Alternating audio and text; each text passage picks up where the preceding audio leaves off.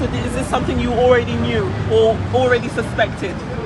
Well, we knew that the guy in person, David, is actually he's more than 21, he's going to be 22. Well, we already know that, but for him to accept that is a good thing. So we're happy, we're elated about it, that's one. But on the issue of, more importantly, is the fact that the defense counsel had gotten up and said that there was no exploitation that was involved, there was nothing at all. So it's important that he stated that in court. And the EK and his wife pleaded not guilty to any charge whatsoever, to all the charges. As we heard in court today, they will be making an application for bail before the 4th of August. Yes. And what are your thoughts on that? Do you think that they should be able to be released into their own residences before they come back to court on the 4th? I believe so. We are praying so. This is a country that is governed by rules. So we're really praying that at the end of the day, it will be so that he will be granted bail before then. We will apply, and then the system will decide. But we are hopeful, very hopeful. Before we let you go, how did it feel to see so much Nigerian representation in court today? It's expected, because we are talking about a man of the people, someone who is a kind man, jovial, amiable, someone who is friendly, someone who is a friend's friend, someone who is caring, someone who really caters for his friends and for the people and for the nation. So it's expected. He's a good man. You would have seen the protesters outside, people who were saying no to organ trafficking and organ harvesting. What do you have to say about that? Fundamental human rights. Is their right? Is their right to protest? Is their right to offer their own view? Maybe they don't understand. Maybe they are being misled. Maybe they are seeing it from only one prison. So nobody knows. So it's their own right. They are looking at it from one angle. They are not looking at it holistically. What is their fundamental human right to protest? Thank you very much. So is there something you'd like to say? Yeah, I want to add quickly. I'm a lawyer myself. I want to add quickly is that for the case for which the Ekwermadus were charged, they should be grateful for this particular conspiracy charge based on Modern Day Slavery Act Section 2 and Section 5 respectively. There could have been, the prosecution can at any point in time change their charge to a much more indictable offense, something like Human Organ Transplant Act 1989 or thereabout, which is a much more grievous charges against. But today, we are happy that the procedure, the court, in their wisdom, are handling this matter the way it should be. I'm not here to say the Ekweremadu should go in or should not, but all I'm saying is justice should prevail. A material fact we established today, other than what we're reading on media, is that the boy in question, David Ukpo, just the first name. Okay, David in question came to say that he lied about his age, which is very material and significant in this legal journey. That's all I want to say. Thank you very much for your time. Thank you, sir. Thank you very much. There you have it. We do have some of the Nigerian delegation who have spoken to Arise News and given their thoughts. Just leaving the court now is the lawyer for Ekwermadu there. Sorry, sir. Would you like to speak? That's Ekweremadu's lawyers.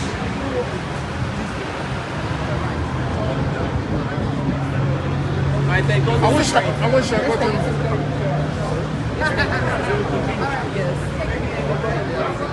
Yeah. Okay. Yes, of course. Want to use the same name? Otherwise, is it number? Oh my God. Jesus, everybody has.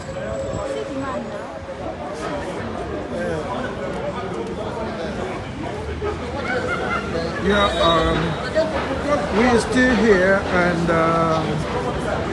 these are some of the people that came from Nigeria, Nigerian Health, Nigerian community in the United Kingdom, media people.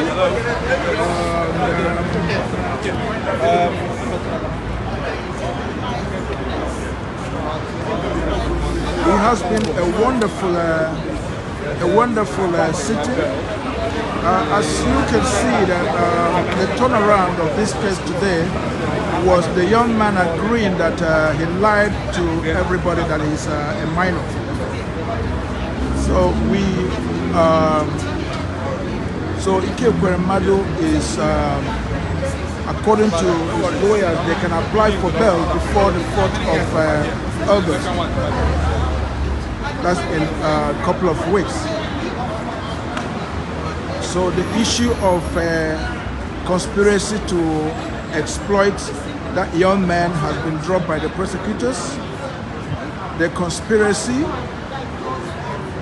or the conspiracy allegations has been dropped. So we are all waiting and marking time for the 4th of August for the substantive case, which now should be leaving this magistrate court to a higher court, the Crown Court. So I'm trying to see if I can see any other lawyers.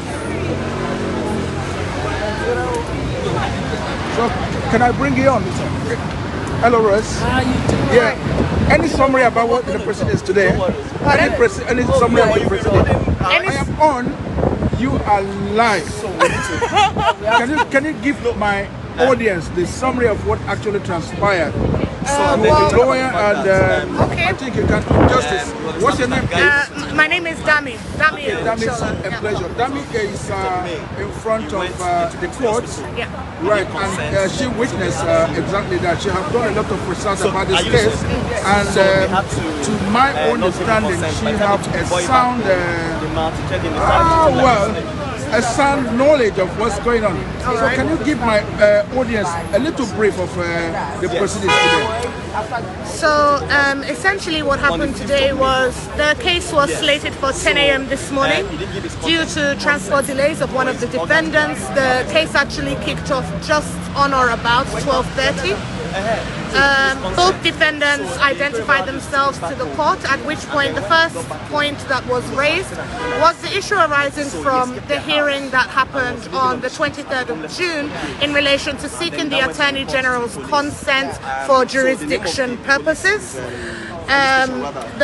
On that date, the 23rd of June, the CPS, that's the Crown Prosecution Service, had made a very lengthy and extensive prayer that the consent of the Attorney General was needed because the originating act happened in Nigeria.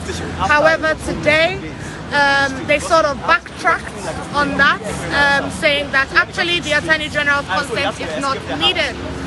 To which the QC, that's Queen's Counsel for the defendants, replied that it sort of caught them off guard, but that at this stage they are not opposed to this. And so the judge proceeded to find a suitable date within the calendar for the Central Crown Court, also known as the Old Bailey, to move this case up to them, as the Magistrates Court doesn't have jurisdiction for this kind of matter. And so the case is now slated for the 4th of August at the Old Bailey. Precise court and time to be confirmed. What also became apparent today was that the claimant prior on the 23rd of June, the judge had made an order restricting the reporting of the details of the claimant, as at that time it was believed and the claimant had reported to be a minor. Today that order was overturned because the claimant has since admitted that he lied about his age and he is not actually a minor. That's the summary of today's Yeah, that's actually impressive. But is there any hope for bail application prior to the next procedure? Yes, so the judge did make a call for bail applications and was surprised that there wasn't one today. But the defendant's counsel has insisted that prior to the 4th of August hearing, they will have made an application for bail. But for now, the defendants remain remanded in custody. Thank you so much. You're welcome. Wonderful summary. Yeah. It's a pleasure having you. Thank you. Hello, boss. Do you have anything to add? I don't have anything to add. I came as a classmate of the accused. Okay. What's your name, sir? My name is Innocent Okechukwueze. Okay, you came from Nigeria? No, I came from Dublin. I practice in Dublin. Okay, you're a lawyer. I'm a lawyer. And I and Iko, we are classmates from 1982 to 1987. We graduated in 1986 at the University of Nigeria. We went to law school in 1987. So I just came in here today to represent my class, to to stand beside him. You know, no matter what the situation anybody finds himself, people need to support you in times of crisis of this nature. So we're essentially here today in solidarity and in support to our classmate, our friend, who happens to be in trouble at this time. But hearing what happened in court today, there's a glimmer of hope that the truth, you know, will finally come out. At least today we're able to hear that the complainant has now admitted that he's underage. So that being admitted that he's no longer underage, he's an adult. That being the case, I wonder what will now, whether all the statements that he's going to subsequently make should be believed by the court. He having started lying from the beginning. So that's my take of what happened today. I was essentially here today to represent my class, the law class of 1986, to stand beside our friend who is in crisis. My name is Innocent Okechukwueze. Thank you very much. Thank you so much. God bless you. A pleasure. My name is Chidikale. Good, Chidikale. So, Honorable, it's a pleasure having you. Thank you. It's honorable member from Delta State. Delta State. What's your constituency? Eka South constituency. Okay, can you give us a better... Well, I'm Honorable Oko Festus, representing Eka South in Delta State House of Assembly. I flew in from Nigeria in solidarity for Senator Ekwermadu. I am happy today because of what I have had in court, because I have been opportune to work with Ike as one of his aides far back years when he was the Deputy Senate President of the Federal Republic of Nigeria. But today I'm just happy that in court, in admission, that the person that said it's a minor is now a full-grown adult as admitted. So which means from the onset he has been lying. And definitely if you go through the passport, you can see that the senator applied to the embassy and the visa was issued. And if you check it, it's D visa, which is a medical visa. So which means he applied duly. Yeah, definitely the UK might have their law, but if an adult offer consent to whatever he or she is doing, definitely the person is right. And now also the court said that they don't have jurisdiction to attend to the matter. So that is why they are now reminding them I'm fixing a day, because why? It's not within the jurisdiction of the magistrate court to attend such a criminal offense or maybe an issue. So definitely the Attorney General is going to come in. And from what I have heard, secondly, that definitely there is no intent of exploitation or trying to lure the boy in whatever. So these are the two main issues here. And if by the defense in the court here, I think there is hope and we believe. And also the third one, that they have accepted that he can apply for a bail before the 4th of August. So definitely I feel we are going somewhere, and by the grace of God the truth is coming out from the boy that have led his accusation against the senator. But by God's special grace we are hoping and praying that things will be better and the truth will come out. Definitely. Thank you so much, Honorable. Thank you. Thank you. It's a pleasure speaking with you. Thank you so much. And we can see from the senator there is a glimmer of hope. Yeah, especially the guy not being a minor, as we speculated or read on the social media. Yes, and there was no exploitation. And there's also no exploitation. Yeah, and he was not transported here illegally. Yeah. So thank you so much. Thank you. It's a pleasure having you. God bless you. Right. Thank you. For over 2 weeks, the media has... Sorry, we can send them video. Are you staying here? You gotta stay? I'm leaving. Are you staying? Sorry, I have another person, so we have like 5 minutes. Anyway, excuse me, right, what's your name, sir? My name is Barrister Harry Fanon Barrister Harry Fanon. of Ahazi Cave. Okay, it's a pleasure. You're resident here, you work here? Yes, I'm resident here, but I'm qualified in Nigeria. Okay, pleasure. So how did you see the president today? Glimmer of hope for Ekwermadu, or the prosecutors have their way? How do you see it? Well, there is hope for the Ekwermadus. And that hope is the young guy, David, has acknowledged and said he told lies.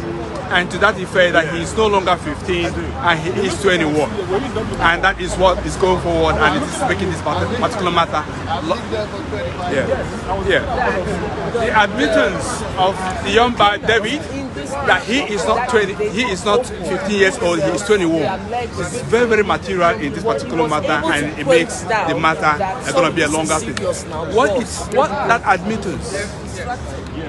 that admittance does to this particular case is that now David can now appear in court. Unlike when he is a minor, he was not allowed to be seen. Yeah, that's what's important. Well, it's heartwarming on the defense side, especially David acknowledging that he's an adult, he can represent himself, and once somebody has started lying, the chance of lying more will be there. So thank you so much for, it's a pleasure having you, sir. Thank you, sir. Thanks so much for your time. I'm grateful, sir. All right. I think on this note, I'm going to call it a day. Thank you so much for joining. My name is Chidi Kale. Enjoy the rest of your day.